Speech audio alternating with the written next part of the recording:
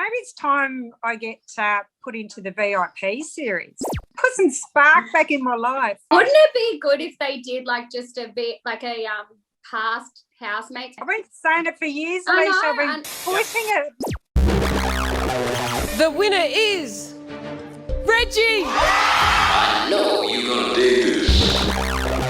Game on, moles. I'm the token farmer and the token gay guy. Come on, this is not a situation about booing or cheering.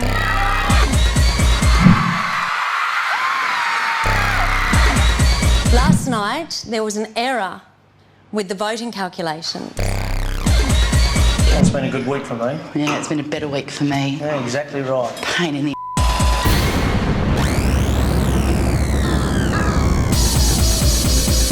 Reality Roundup gets nostalgic as we take a deep dive back on a full 21 years of Big Brother Australia. But the previous seasons before us. Who are they? No, I'm kidding. Former housemates share their thoughts on the show, on each other, and even us, the voyeurs.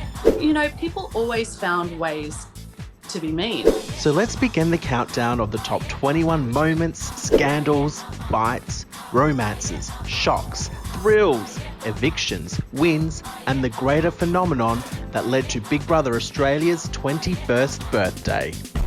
Oh, and spoiler warning, I guess? If you haven't watched Big Brother Australia 2001, 2002, 2003, 2004, 2005, 2006, 2007, 2008, 2012, Guys, El Salalela's ready. 2013, 2014, 2020, 2021, 2022, Party sucks. Celebrity O2, and VIP 21.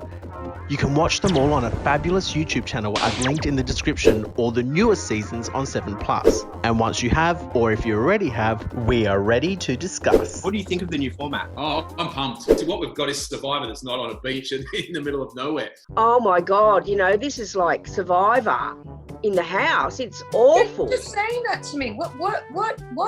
So they've got challenges every day. There's an eviction every day. They're allowed to talk about nominations. They're allowed to talk about who they want to vote out. The whole thing of talking nominations really puts it all off. Well, I'm a straight shooter dude, and I can read the play pretty well. That's what I do for a living, and I reckon you voted for Tilly. I reckon you guys all wanted Tilly out. You think we wanted Tilly out? Yeah, because Tilly's aligned with me. It doesn't matter who I voted for. But you know what? Guess what happened? You lost. That was the one thing that made Big Brother different to Survivor and all those other ones, was we weren't allowed to talk about nominations, so you couldn't gang up on people. I burned some chickpeas and now I'm going home. Garth, explain away. Oh, fuck. If it was the old format, I would have killed it. Mm-hmm. But this is pretty much where the public don't have the vote. The public have the final vote of who wins. It's not the public voting them out anymore. No, it's the housemates voting. So there's all these challenges, and a lot of them are really physical, like standing on one foot with your arm in the air for like 6 hours. It's ridiculous. Okay. Someone like me, you know what? I'm not a gazelle. Yeah. And so the person that wins the challenge will then gets to nominate 3 housemates who are up for elimination, and then everyone goes and everyone votes against the person that gets the most votes leaves. Okay. This sort of thing didn't exist back in your day. No, it's stupid. Bring back the good old Big Brother days, where you just lay by the pool. Unfortunately, Reggie, things are a little different this time around. I prefer how we had it than what it is now. I reckon Australia needs to be more involved in the game. They're not giving Australia a chance to be involved in the game like we were growing up. Usually the people that are going to go are the ones that are great at challenges because they're a threat, and the ones that have the big personalities, because, you know, if they get to the final, Australia's going to fall in love with them. It felt like when we watched it, I know me personally, it felt like even if you're texting or whatever, it felt like we had a role in the show, or we were involved, or and they don't have that now until right at the end, and I think you lose a lot of the public's vote in doing that. Vote, don't. Vote now. How is that helping ratings? Well, apparently this season not very well. Back in our day, honestly, we were sitting around doing nothing all day long, playing volleyball, having a swim, reading a book, walking in circles to try and exercise. I don't think that would fly these days, 20 years later. It was too much show and not enough social experiment. I just genuinely thought that's what it was made for. And I think now there would be too much script work. There would be too much talking to producers on how they would want the show to pan out. It's a different show if you're going to spend 4 months editing it into little pieces. Whereas the show that we're on, it was turned around every 24 hours. So it was much more, an actual observation of what we were doing. And maybe I'm wrong, but this iteration is much more like shows like Married at First Sight or The Temptation Island. If you're allowing the people in the house to remove the people that they don't like, then where's the conflict and the tension that people watch the show for? In that early series, you really had to play your own game. And I think we were all playing it. Trev played the best one of all time because he won, clear. And I had mine, Bree had hers, Fitzy had his, and we all fell down it several times. You can relate, but you've got to remember it is 17 years ago. So I think we'd all still be good at today's game, all of us, because we've evolved. We're only 17 years smarter. They couldn't have brought back Big Brother in the same format that it was, or it would have been dated and people wouldn't have watched it. So it needed to progress. In saying that, because I think we have done it and we're nostalgic, I don't connect with it like I did the old series. And that's mainly because it's too challenge-based for me and I miss seeing the human connection side of it. And I feel like it really lacks the depth of relationships that our series used to have. And you need to keep in mind as well that our series was on 6 days a week for like 3 hours a day, all up, with up late, live streaming, all that sort of stuff. So people really felt like they knew us. You just don't get that these days. And I think that I miss that. But like I said, I also don't think the old format would have held up 17 years later. Back when Brody was on it, they would literally stop primetime television to go live to the house. Yeah. We could watch it. Wow. That was cool. Crazy. And there was no Instagram, no Facebook, no YouTube in 2000. Wow. No distractions. Yeah, it was Watch it live. We could 4 channels. Yeah, we could watch Brody walking around the house live on the internet, but back then we were on dial-ups. Remember the noise? Which one would you have preferred to be in, Josh? The old school format where it was telecast live, daily, weekly evictions, or this recorded, edited narrative? I think like there's two things there, is that old format never had like a period of COVID. Big Brother has been made aware that a crew member has come into contact with a confirmed coronavirus case. Oh no. As a precaution, the Big Brother house will be placed in lockdown and the game will be suspended. Oh my God. It was very different, even socially, going into a house when you've been separated for nearly 2 years. And secondly, obviously the original format you can't even compare how much better it is to this idea, is because you get to see real people do real things, whereas this is the producers get to decide who they like. That's why you don't get Layla, who is awesome, or Trev getting any airtime because they're too fun. Trev is an absolute legend, deserves all the airtime in the world and got nothing. Like Layla had her own song with JC and she's known for having a song. Like, why wouldn't you add who the fun parts of who these people are? You know, if you don't show the relationships in the house, it doesn't really translate to what they're showing on TV. Because, for example, for me, I remember seeing a lot of criticism against, why are you saving JC when teams wanted to vote him out? And you said, no, I cannot vote Lara. I cannot vote JC because I was building a friendship with them. Oh, let's make a B-grade version of maths or something like that and see if Australia grab it. I was like, don't dumb us down, because the old Big Brother didn't dumb you down. The new version shouldn't be called Big Brother. It's like, this game show, but it's not it's not a social experiment at all. Well, that was a lot of opinions. But what's yours? Let us know your thoughts on the new versus original format debate in the comments section. And now, let's de-stress and elevate ourselves on up to number 20, Cover Girls. This wasn't just a moment in Big Brother Australia's history, it was a rite of passage. In a time where print media was still king, the babes of the Big Brother house had the selling power, and because of them, socially topical, anthropological and educational news journals such as Ralph, FHM and Zoo magazine were flying off newsagents' shelves. How many of those girls did you end up hooking up with, Bodie? Because I heard that you were quite the ladies' man once you got out of that house. Oh, come on. This is a bit of I think you might have some inside information here, hey? Did you ever buy a magazine or did you ever have a favourite? I liked Zoos, the articles. There you go. Bang. There it is, wow. too. There's Crystal. That's it. Oh God, Shane's in his underwear. This is going to go awkward. How about Josh? She just had a kid, too. I was in about year 10 or 11, so had the hots around home massively, and that just consolidated it. So, yeah, iconic. My boob fell out on the live plank, like on the show. Obviously, it didn't get aired. You could see me grab it when I'm walking. The guys from Zoo remembered it. My boob, the whole thing just flopped out of my dress. And I had quite big cans back then, natural cans. I was walking and I was just mortified. And that's when I get into the house and I was just mortified that my boob had just fallen out. And that was my introduction to the world. One of the women from one of those magazines contacted my agent and said, I'd like to take him out for breakfast. And I'm like, all right, whatever. So I went out for breakfast and breakfast turned into me getting taken advantage of, basically, because I was pretty young back then. And but you might be able to finish that story, Philip.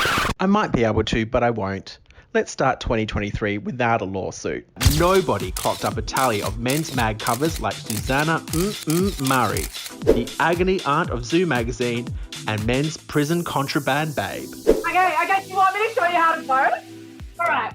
Okay, so you've got to so these ones. All right. So I'm not wearing a bra. Okay, there's a lot of these ones, and you've got to tilt your waist back and suck it in and roll your shoulders so that's nice and thin, and then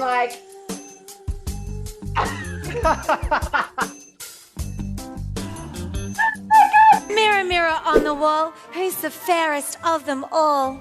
The fairest one of all is not you, but Madam Fitzy.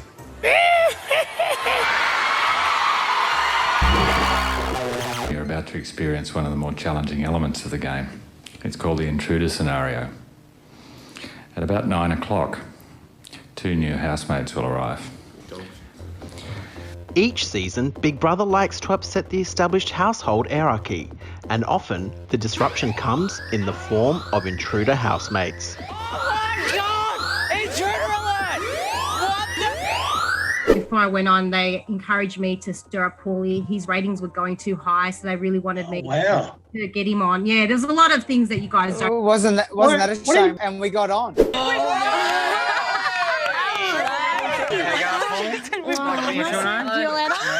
Well, look, I'd love to go to vote for V to stay, just to stir up the house a bit more, but obviously my vote's not going to count by the looks of this, so I will vote for Violator to be evicted, because I had a word to her today and she's suffering from lack of caffeine, nicotine and sex, and that is enough for anyone to want to go home. I got told to really stir everything up because everything was going a bit flat and I thought my personality would dip, so that's what I did.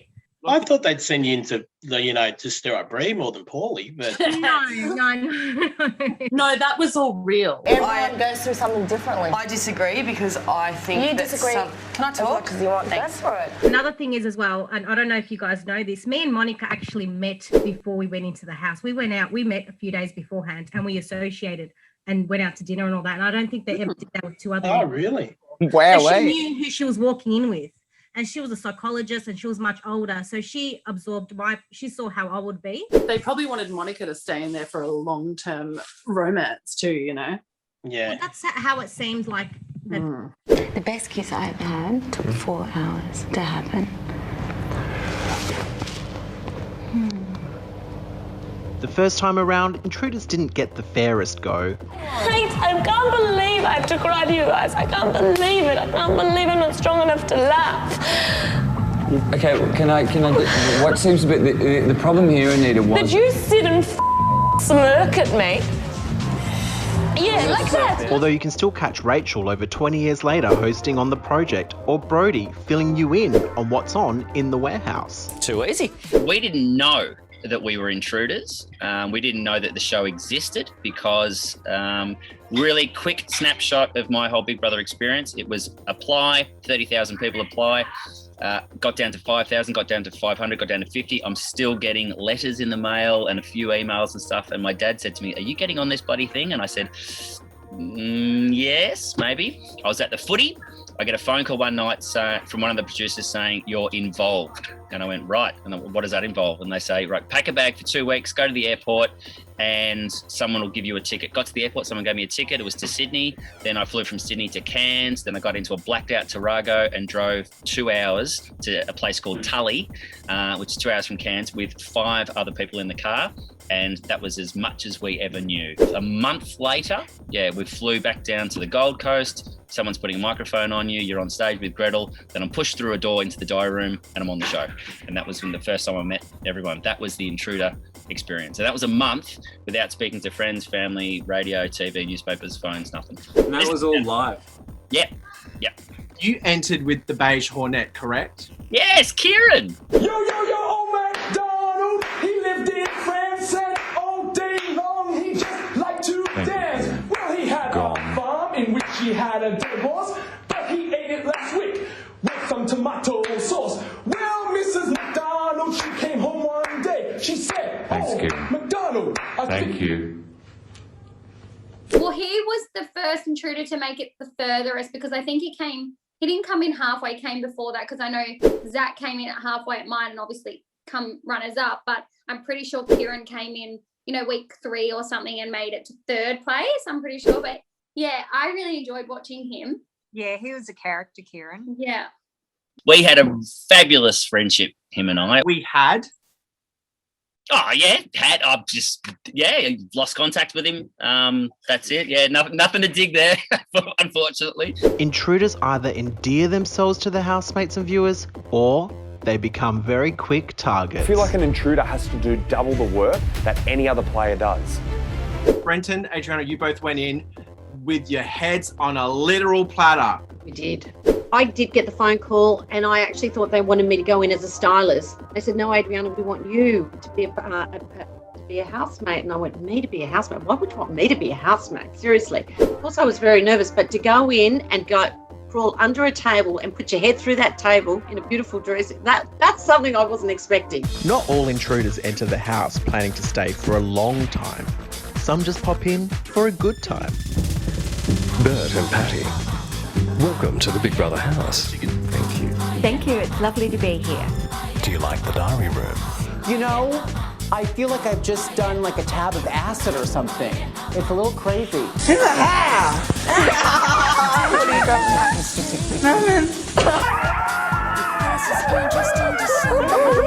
bad news is I'm only here for an hour.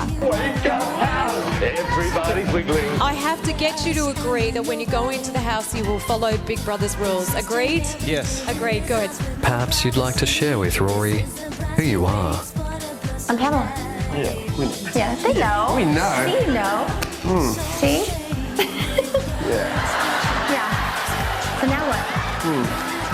You're here! Yes! Oh my God! Yes! This is amazing! What an amazing feeling! They're all here, honestly. Oh!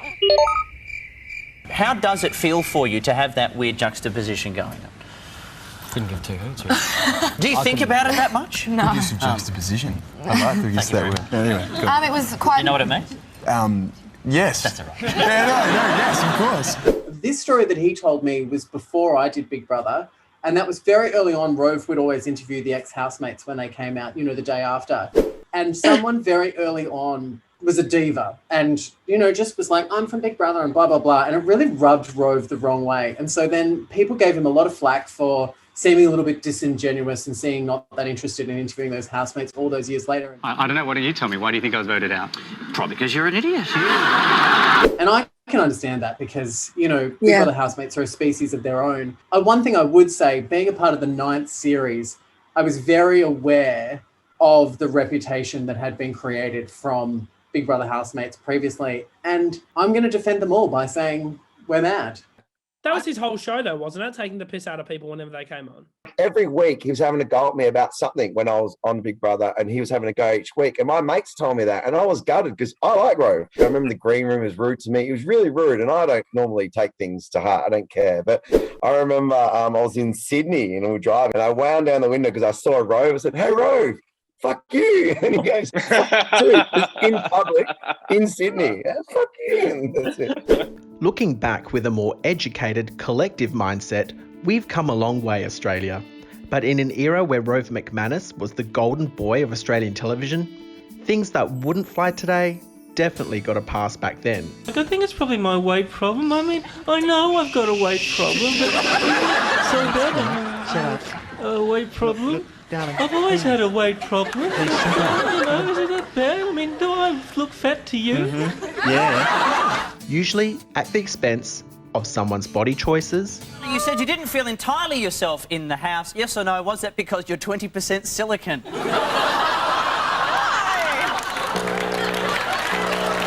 Or sexual orientation. Farmer Dave being a weekly target in particular. It's dinner time in the house, and David has some more news. I think it's about time that you all knew that I'm gay. Is everyone okay with that? I am gay. I'm a gay man. Oh, for God's sake, Dave, we know you're f***ing gay. Jesus. Yes, but I am gay. David is talking to Karen out at the fish tank. I am gay. Did you know that? Yep. Are you shocked by that? I am very gay. No. Most people seem shocked. You look very shocked. Really. I'm gay? Super gay. Really gay. Did you know that? I don't know if I've told you. Help me. I'm gay. Help. For a lot of people like Rove, they worked so hard to get to where they got to. Who's Rove?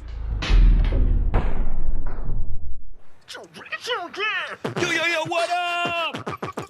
B to the bro, to the big brother Izzle, F to the N to the L. Yeah, my name is Michael G. I'm the lyrical king. The theme for tonight, FNL is bling bling. My name is Bree Aymer and I've got the mad flow, but we need a disclaimer for this bling bling show. My name is Fitzy and I throw down rhymes. I've got dope flavour and I'm not very good at... Who wrote that? Why am I always the one that has to...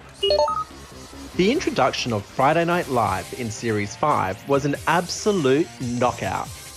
Behind these walls are 14 happy housemates, and they have no idea that this area even exists. They have no idea that they're about to be live on national television, and they have absolutely no idea that every Friday night, including tonight, they're going to be up against each other in a series of games where there can only be one winner.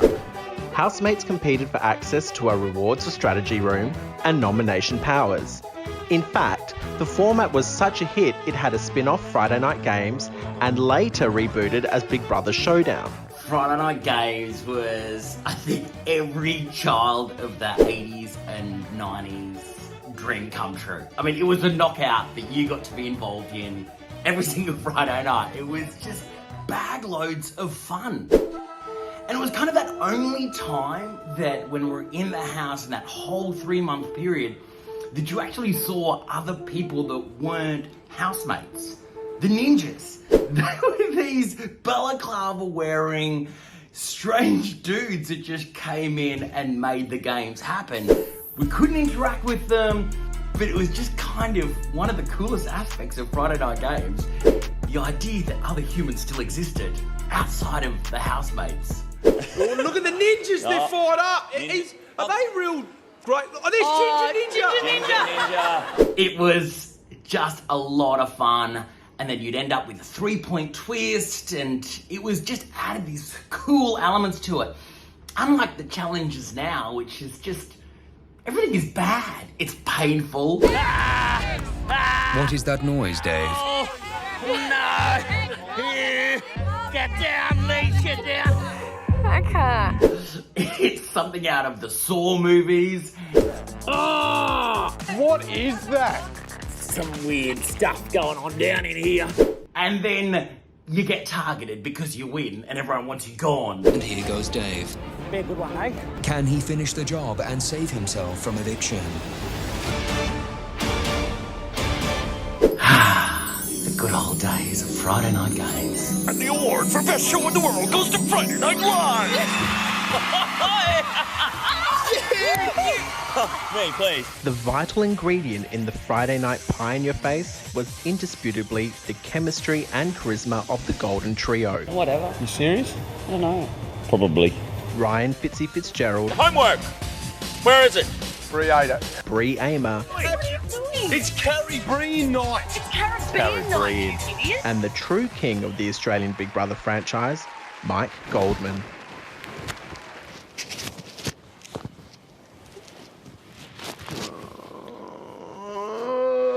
It's 10 to 8 in the Big Brother house. Housemates are still asleep after a big night. Usually to wake their housemates up, Big Brother will play a sound effect into the house, like traffic noises. Morning, guys. I love Mike Goldman. He was the best with the voiceovers. Part of that quintessential Big Brother brand. Mike's been part of the franchise since day dot. I don't know why. Yeah. I love Mikey. I think that's an iconic voice that's relatable to Big Brother. 100%. Golden tonsils. To celebrate episode 69 of Big Brother Up Late, we have some uncut highlights. Don't go anywhere. If you've got a hot date, cancel it. We still have so much more to come. I think they're going to be special friends in the Big Brother house. What do you think? I believe somebody that's missing from Big Brother canon is Mike Goldman. Oh, I love Mike. Well, I don't know why they wouldn't include him for like the challenges and stuff. Yeah, it's cool to have Big Brother narrating the challenges in the season, but we hear from him all the fucking time. Put someone else on. Yeah. And how unique is his voice? I hear it on ads all the time. I'm like, that's Mike Goldman. Even if you can't see his face, I'm like, that's his voiceover. But yeah, I agree. I don't think it's the same without him. I don't. Nah, definitely not the same. They need Mike back. Pretty funny guy. Like, he's just a real character, and it seems like he has an amazing relationship with, you know, the whole crew. Yeah. Like, obviously a really rich part of the history. Yeah, he does. So you all kind of get to experience Mike Goldman. Yeah, get it up. Ow, Disco Mike is dynamite, yeah. Advanced Australia Fair, that's what I say. Bonjour, comment allez-vous? Croissant, soufflé, Apple Tower, cul-de-sac. Even still to this day, if I'm feeling down or there's something that I know that Goldman can help me out with, I call him and he has never not answered my phone call. He has always been there for me. And it's a weird thing that people don't know about Mike, and that is that he has a sea of endless emotion for any housemate that's ever been there. Yeah, and goes above and beyond. If you want a small amount, he will give you a yard. And I don't think anyone ever, I don't think anyone else that works behind the scenes ever has done that for the housemates as much as he did and still does. Secure is my world whenever you're near. Pure is our love as water is clear. Forever I want you to be in my life. Forever I want you to be my wife.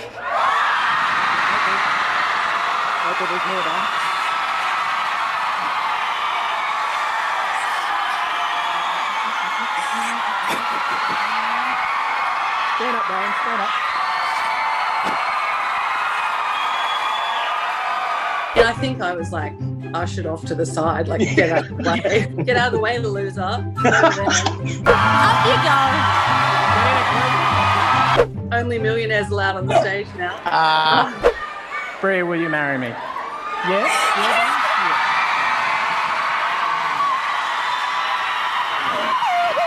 Have you seen it? You obviously had it planned the whole time, Trev. I mean, you had to wait a whole damn 3 months to finally get there. Yeah, well, I remember practicing it because I had to try and memorize it. You gave me a gift in the house, and I absolutely adored it, and I want to give it back to you, but I want to give it back to you in a poem. Okay? And I practiced it with Brie. Here we go. Secure is my heart, secure is my world whenever you're near. And I said it to her, this is going to be weird, but I need to practice this on you. And she's going, okay, and then said it, and she's like sitting there going, oh my God, that's beautiful. And I was like, yes. Would you have said yes? And it just got so weird. And we both looked at each other and went, all right, let's get out of here. Oh, that was beautiful. Beautiful. And they're such a lovely couple. They are, aren't they? They just had their anniversary, didn't they, the other week? They 16 years. They're still together and they're still in love, and I love that. Yeah, no, they're awesome. Trevor was such a sweetheart. You couldn't not love him. He was like such a larrikin as well. It was a really sweet moment. He was the only one to win the million, wasn't he? The winner of Big Brother is the winner of $1 million. And the winner is Trevor. You're very rich. You're one of the richest men you're the richest black man. I don't know. I'm pretty sure there's other rich black men out there. Ernie Dingo, I'm sure he's pretty rich. I reckon Mundine's going okay. Mundine's been on Big Brother. Mundine's doing great. Are you still making it rain around town? Only in dollar coins, and there's like 10 of them, and they really hurt. So I got enough for a coffee. Everybody quiet, everybody behave. You know what we do when we go to the house. Quiet as a mouse. Highly intelligent, empathetic, wickedly funny, and extremely quick-witted. Still to this day, there is no one on Australian television that can adapt to and handle anything thrown at them on live television. And every Monday, the water cooler conversation would be, did you see what Gretel was wearing last night? That's another thing that, that's missing is Gretel. I love Sonia too, but I always felt Gretel was the mother. She asked the questions that I'm thinking when I'm watching the show. If you could say anything to Michelle, what would you say to her? I'd give her a big sorry. Sorry for what? Being a jerk, yeah. Do you reckon you were a jerk, or are you just saying that to keep the audience happy? Yeah, just to keep the audience happy. Okay, so if you had the chance to do all of that again, you would do it all again? Yeah, for sure. Okay, well, so you wouldn't say sorry to Michelle? No, I would. I'd apologise. Well, that's lucky, because we got Michelle here, so let's bring her on.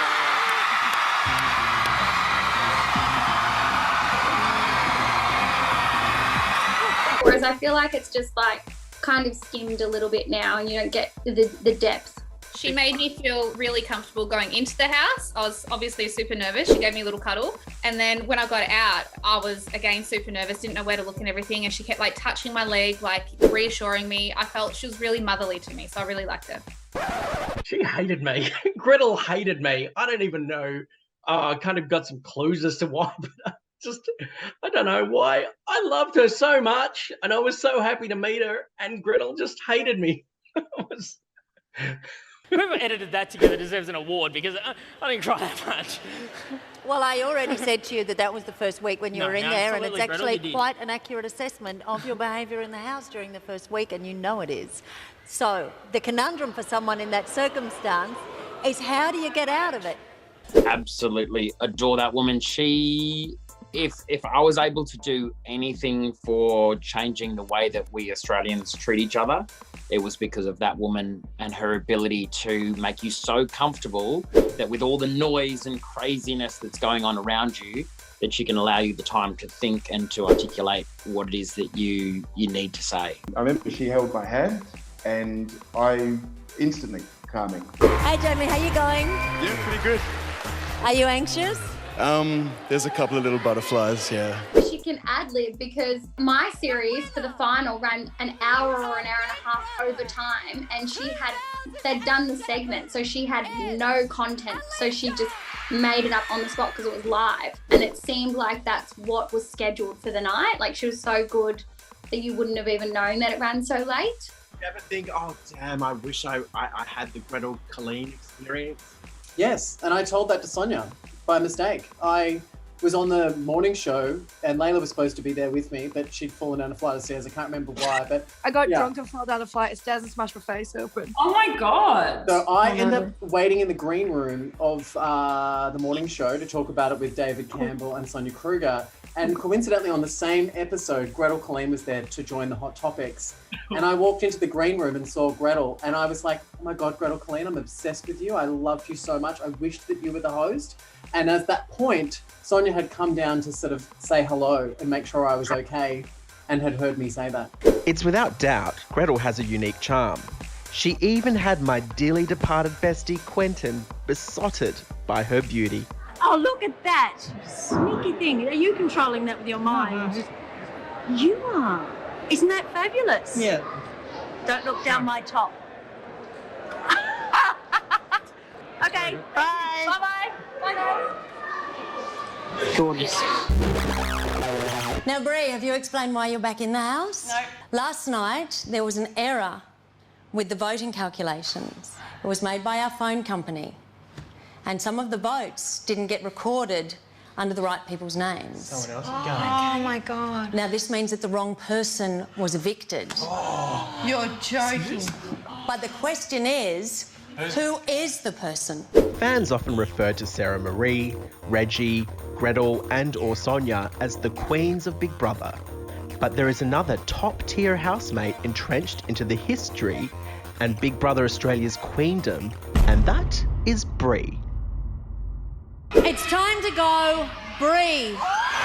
But her platinum status was almost less than bronze due to an error that could have cut her time too short before the finish line. Would you please welcome last night's wrongly evicted housemate, Bree. It's a bit of a blip on the radar to me. It's funny because it's big. It was seemed to be like a big moment in time for everyone else. But I think within the experience of 3.5 months and that whole life roller coaster, that actually isn't the standout moments for me, but it definitely messed with my head emotionally because I went out, you know, you have a little counselling session with a psychologist as soon as you leave.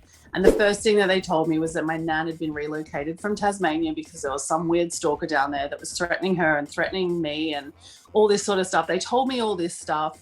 And then 24 hours later, they're like, oh, you're going back in. And so I knew all this and went in there going, oh, what am I doing? Should I be back in here? And I didn't want to go back in. They actually talked me into going back in because they kept saying to me, look, if you could have won, so down the track, you could basically sue us and say, I could have won the million. You need to give me $1 million. So I was like, no, I don't want to go back in. I'm going to stay out here with my friends, you know, and my mom. And I was like, you know, 5 cocktails deep. So I was like, don't worry about it. Yeah, but they were kind of pretty adamant that I'd go back in. I remember that was as bad as when Australia's Next Top Model, and she announced the Yeah. This was a complete accident. I'm so sorry. It's Amanda. I'm so sorry. It was fed to me wrong. I'm surprised the network didn't cover that up and just go with it. How did they make a mistake? Does anyone know? If you don't work for the network, if you're not behind the scenes, these are one of those, you know, backstage secrets that you would never know. You know, she was probably told that it was a mistake, but we don't know if there was a bigger agenda. We don't know if this was part of the marketing ploy to, you know, sell newspapers. We don't know. Yeah, it's a conspiracy. Absolutely. There's a lot of like legalities around when people are paying to vote, legal wise. Like it all has to be done to perfection because people are paying for it. Like it's crazy when you like read into all that. At least Big Brother fixed it, eh? Yeah, that's right. So to find out how all this schmozzle has occurred, let's go straight to the horse's mouth and see if there's a foot in it. It's the head honcho at Legion Interactive who is gracing us by being here in person and not at the end of a phone because, well, maybe you just can't trust phones. Yeah, it's funny. Like, I think for years after, I always was suspicious as to whether or not that was legitimate, just because that's my personality. I kind of always wondered if it was a stunt. But I think now, having worked in TV for the last 10 years on the other side of it, I know it definitely was legitimate, and that no one in their right mind would actually do that to a production company. Last night, Gretel, we dropped the ball. We let down the Big Brother team and we let down the viewers at home as well. Some of the 1,900 votes were not included in the tally last night. They'd gone elsewhere accidentally, had they? Yeah, they had. Bree isn't the only housemate who was evicted early under unfair circumstances, only to come back in and reach the finish line. I was thrown out the first night I was in there because all the young ones decided that they didn't want an old lady in there. And then the public kicked up such a stink because it was the first time an older person had been put in the house. And they actually put me in lockdown for a week. And a lot of people think that it was ordained that I would go back into the house. And I can tell you right now, it wasn't. How are you feeling, Terry? Quite bizarre.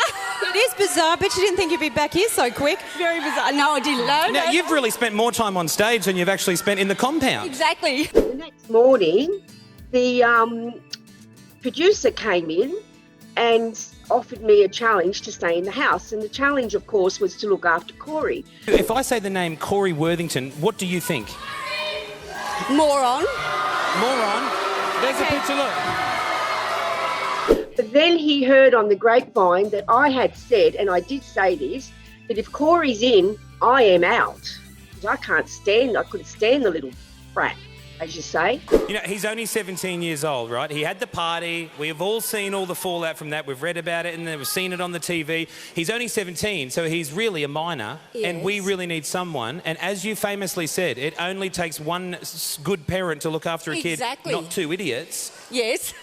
Really, you need to become his guardian while he's in the house. Are you up for that mission? I most certainly am. I cannot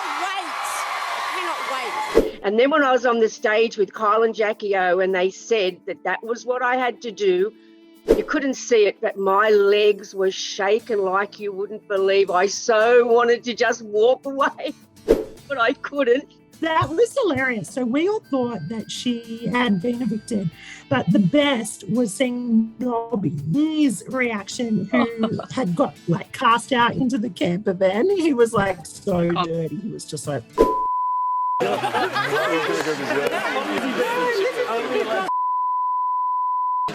Swear shit comes in. No, I'm not calling you.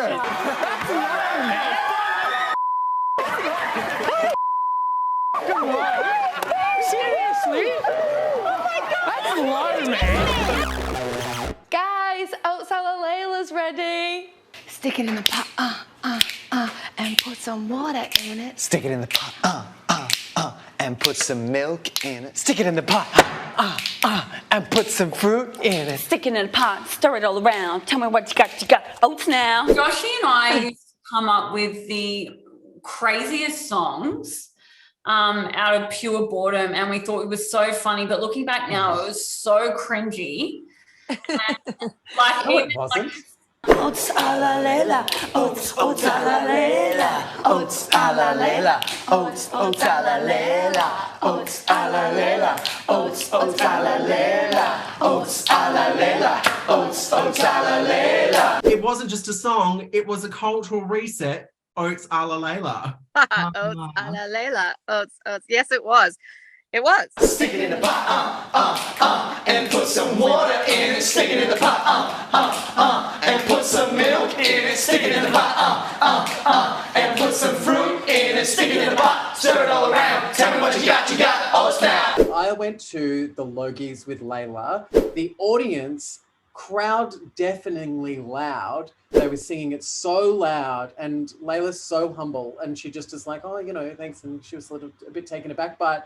But Bruno Mars was on the red carpet, and Bruno Mars turns to me and says, is this a #1 song in Australia at the moment? Oh my God.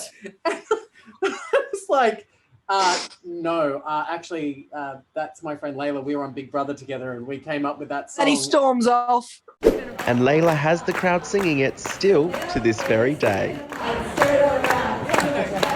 Oh, now.